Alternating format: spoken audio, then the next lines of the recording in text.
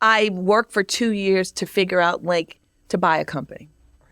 Now, I know that sounds like a big Did you thing. know it was that company or just a company? I said, you know what? Guess what? I woke up, my daughter said, are you ever going to work again? What are you doing with yourself? I said, I have a plan. Just give me a moment. Give me a moment. And then I said, you know, Desiree, why can't you just buy a beauty company? Why can't you? Why can't you do it? And so I said to myself, that's what I'm going to do. And so there was lots of paths for 2 years, paths of talking to this one. You know, people want, you want to talk to that? You know, run around over here, meet with this one, meet with that one. And so I did that. But I also had identified a company that I thought would be amazing because of the quality of their products, which was Black Opal. I knew Black Opal because they manufactured, not Black Opal, but the laboratory manufactured products for Fashion Fair when I was the CEO of Fashion Fair for Johnson Publishing. And one day someone said, oh yeah, we own Black Opal. I'm like, what? Who owns Black Opal? Because Black Opal was always used for television. When I do television or anything like interviews, people had these little sticks in their bags, the secret stick in the black tube. I'm like, what is that? Black Opal, Black Opal. So I found who owned it, and I pursued him for 3 years. Oh my God. Every time I was in New York, drinks, dinner, went to the same place, same table. Had the same conversation, which was usually, no, Desiree, I'm not selling. No, Desiree, I'm not selling. And a friend of mine in Chicago said, you never know. Things change. Just stay after it. That's the one you want. Just stay after it. So I looked at a lot of different companies, but I still kept coming to Black Opal because of the quality. And I also felt like the opportunity was there because it was built on really great products, both the foundations and also their skincare, you know. And so anyway, I got a call one day that he had decided to sell me the company. That's the good news. The bad news, he was dying. Yeah. So that's how I originally was able to purchase Black Opal. And I called my friend Cheryl, who had worked with me at Johnson. I said, do you want to be a part of this? She's like, a part of what? I was like, a part of this beauty thing. And she was like, oh, okay. So we bought the company together. And about 3 months later, we saw that Fashion Fair was on the auction block, was in bankruptcy. And we thought, geez, how can you allow this iconic community brand to go down or not be Black owned at this point? That's ours. We built it. It was built with us. We had to attempt to put a bid in. So we put a bid in. And I honestly thought we had lost the bid. I was like, well, we were in a room. Our lawyers were like negotiating. And I said, well, Cheryl, we did our best. And she goes, what do you mean? I said, well, we tried. We really tried to get it. I said, I'm just devastated. But she goes, no, girl, we won. We got it. And I was like, oh, my God, we did? Because I heard we didn't. Sometimes your mind, like, you want something so much, your mind goes the opposite direction. I said, what? We did? I said, now we got to find money to pay for it. But we got it.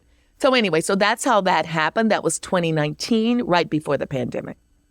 Desiree, every Black woman in America, in the world, that knows about Fashion Fair, their hearts were just in the out their chests listening to that story. That is something that in no measure, while it was personal, was something done for you. Impossible for what that brand means. You did that for your community. I thought I lost. I was like, you are a loser. I was slinking. She goes, no. Then I was scared. Because then I was like, oh my God, I got it. And I immediately thought, I said to myself, what would Eunice do? Eunice being the founder of Fashion Fair. And so I knew Eunice, and I started channeling, like, what would she do? How would she handle this? So every decision that we made early on, every packaging, every product, all of the names, everything that we did, the gondola and what it looks like, which is the displays that you see, all of that was done with saying, what would Eunice do? If she were here today, what would her decision be for this brand? Because she created it. And so that's how I think about every movement. You know, what would Eunice do? That's the question. Yeah, that's an incredible story. I'm getting goosebumps. So what's the brand today? So, you know, Fashion Fair has been relaunched. It is now at Sephora and at Macy's. Macy's has always been home base. And so what we've created is a combination of the traditional and iconic brand products that have served us so well, but upgraded them. And so we worked with a Black dermatologist on every product and said, hey, here's what we had before. What does that look like today? What's the innovation? You know, how do we ensure that this is the very, very best that we can bring to our community? No clogging of pores, brightens the skin, helps with oiliness, reduces pores, all of the things that are problematic to our skin. How do we make certain that all of these products have dual functions? You not only look fabulous, but you're not damaging the skin in any way. So there's no fragrance in anything, because many of us are very sensitive to fragrance. My mother's a darker woman. You put any fragrance on her, immediate breakout. It's very sensitive skin. And so we did things like our primer serum. It's 2-in-1, primer and serum. It's a peach tone. It goes on every skin tone miraculously. There's no rubbing something white into your skin and you're like, Jesus, I still can see it. There's no gray cast to anything. And so everything is very thoughtful at the next level of expertise. There's a very big difference between ingredients available in 1973 and ingredients available in 2023. Yeah. So hiring the very best to work on our products and have it geared to deeper skin tones, deeper, diverse skin tones. You know, we don't make face products for a Scandinavian woman. Mm-hmm. We just don't. That's not our orientation. So many times when we go to the manufacturer, it takes us a bit longer to get products because we're the only ones ordering those ingredients, even though we know on the market there's many diverse companies that offer a wide range of skin tone products. Right. You're focused on women of color. Right. Or men. And men. Girl.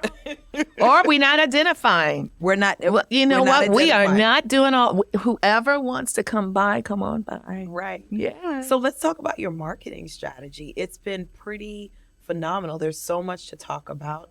You've had so many great partnerships. So you are coming into the market in the midst of a pandemic. You buy this thing 2019, it's 2020, 2023. So much has happened in the last 3 years. Let's talk about it. Well, it took us a while because we had nothing. We had the name. Fashion Fair had been out of the market for 3 years. And so we really had to start from scratch. I knew the products because I worked there. And so I knew all of the products very well, intimately. I knew the products. And I also knew what consumers said about the products. So we first developed, what are we going to come out with first and what's going to be new? The primer serum is new, but cream to powder, #1 seller.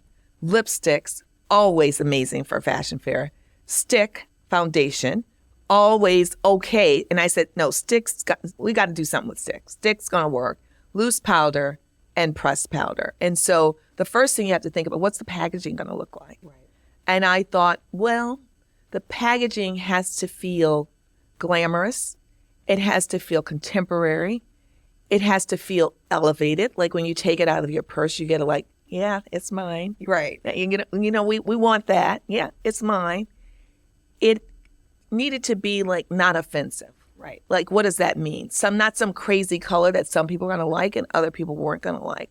We did put in a green inside of the box because green means new beginnings. Green means the future. Green means money. Green means, everlasting, growth. Right. And so you see this amazing green on the gondola and inside. So that is our Fashion Fair green that we created. Right. And so we did all of that. We took the name and upgraded it and updated it and made it more contemporary. So we do like the FF circle, almost like a Greek key around the lipstick. Which are some of the most subtle but lips just ever on your lips. Yes. Plumping as well. Such a great range of colors. They're so rich and deep. Well, you know what? People say, I said, if I could, I really, it's important that some of us have darker lips. Right. We want the color to show up. I don't want to get home, thought I bought pink, and I come out with something I don't know. Right. That doesn't work for us. And so Fashion Fair has always had amazing lip colors. So we introduced the top 15 colors, same names, and then we added nudes because today women like a nude. And so we created all of these nudes. We'll continue. Fashion Fair probably had 100 lipsticks. So we'll continue. Mattes are next. We did do the lip teasers. We just launched those, and shapers. Shapers were also, which are pencils basically. And so we'll continue to bring out what sold and what was great, but also modernizing and keeping our eye, open for what are some of the new trends. The no makeup. We have an amazing liquid coming out that is what I think is one of the best on the market today, and we took that even higher. Okay. For a deeper skin tone. So we got that coming. And the primer, I can't live with that. The primer is every day. I have to buy 3. The primer, the primer is everything. The primer is I use it every day. The primer is everything, and I really feel like it maintains the skin I'm in. Yeah.